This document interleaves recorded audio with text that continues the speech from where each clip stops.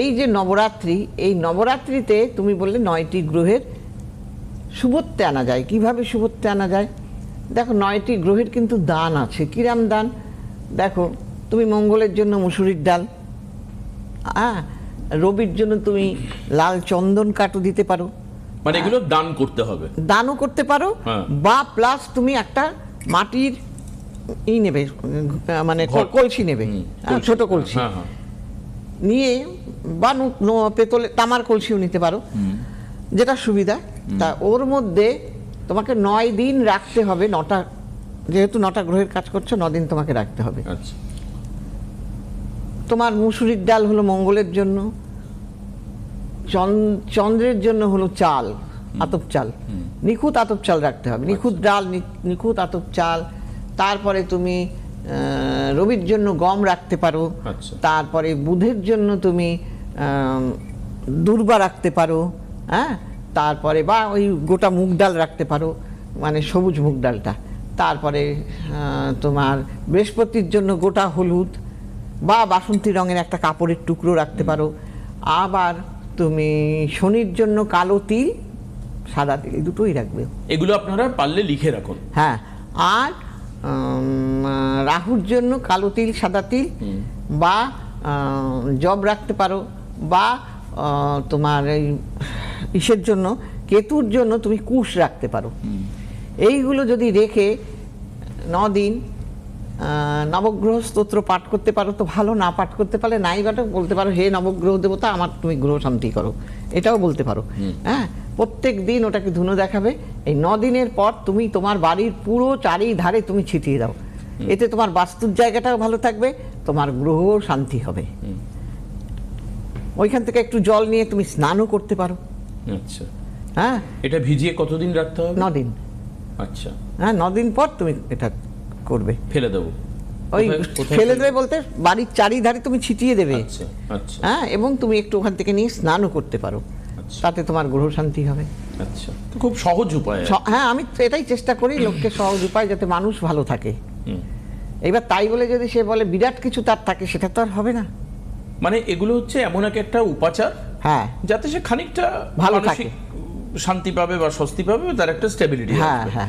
এবার একটু বলো যে কোন গ্রহের কারণের জন্য, এডুকেশনে, পড়াশোনার জন্য, হ্যাঁ, কারণ এই সবে নতুন বছর শুরু হবে, এখন এক এক করে তারপর সেমিস্টার গুলো আসবে। তুমি বিশ্বাস করো দেবাশিস, তুমি চিন্তা করতে পারবে না, আজকালকার ছেলেপেলেরা এত বদ, এত বদ, এত বদ বলার মতো না।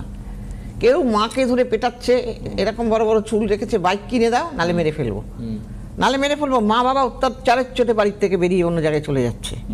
আবার কোনো মা বাবা, ছেলেমেয়েরা বলছে বাড়িতে থাকলে আমি পড়াশোনা হবে না আমার, আমি করবো না। ক্লাস 8-এ পড়া ছেলে, 7-এ না 8-এ, আমাকে ওই অমুক জায়গায় ঘর ভাড়া করে দেবে, আমি সেখানে থাকবো। বলে সে অত্যাচারের চোটে আমাকে ঘর ভাড়া করে দিতে হলো দিদি, আমার ছেলে ওখানে থেকে বদমাইশি করে বেড়াচ্ছে। হ্যাঁ, আমি ভাড়াটাকে গিয়ে বাড়িওয়ালাকে বললাম আপনি না তুলে দেন, বলেন যে আমি ঘর ভাড়া দেবো না। সে তার স্বার্থে সে ভাড়া পাবে, সেই জন্য সে তুলবে না। আর ওখানে ছেলে পেলে নিয়ে আড্ডা মারছে, তার পড়াশোনার রেজাল্ট খারাপ হচ্ছে। আমাদের তো মাঠ ধরে আর শেষ নাই।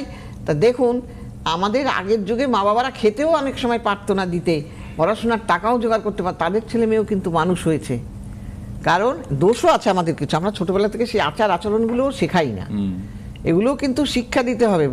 গুরুজনদের মাথা নত করে নমস্কার করো, মানে এইগুলো বাড়ির থেকেই শুরু হয় আর কি, কম বেশি। আমাদের বাড়িরও মা বাবারা সময় দিতে পারেন অনেক সময়, মানে আমাদের বলছি না এখনকার না, যত সময় না দিতে পারলো তার মধ্যে থেকে, যখন তার মধ্যে থেকে যেটুকু সময় পাবে তুমি রোববারও তো সময় পাও, কালচারটা শেখানো উচিত। তো যাই হোক, আপনাদের সন্তানের জন্যও যদি মনে হয় যে নবগ্রহ প্রতিকার করবেন, অন্তত পক্ষে মাথা ঠান্ডা রাখার জন্য, কারণ ওদের সত্যি আজকালকার দিনে দাঁড়িয়ে যা ডিমান্ড, এই ডিমান্ড ফুলফিল করতে গিয়ে বাবা মার মাথা খারাপ হয়ে যায়। এক হচ্ছে তাদের ইংলিশ মিডিয়াম স্কুলে তারা পড়ে, সরকারি স্কুল আর প্রাইমারি স্কুলের কথা আমি না বলাই ভালো, ফালতু টিভিতে বলবে রাজনীতির কথা বলছে। মানে এটা 30, আমি দেখেছি, আমি 20 বছর আগেও দেখেছি যে স্কুলের টিচাররা যায় না, আমার চোখে দেখা, বলতে পারবো না কোন স্কুল, কিন্তু কোনো দিন স্কুলে যেত না, মাইনে নিত ঘরে বসে। না, আছে, ছিল, তখনও ছিল, ছিল, আছে, এখনো আছে।